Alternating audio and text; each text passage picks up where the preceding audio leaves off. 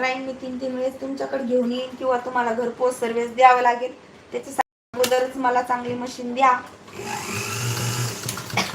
ते देतात तरी सुद्धा तुम्ही घ्या. माझी नटराजची आहे बघा.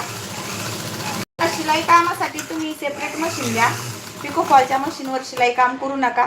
अजिबात जमणार नाही. फिनिशिंग अजिबात येणार नाही हे मी तुम्हाला सांगते, कारण मला खूप अनुभव आहेत.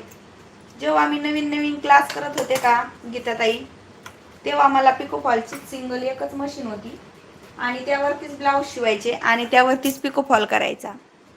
तर मग काय फिनिशिंगच येत नव्हती ब्लाऊजला.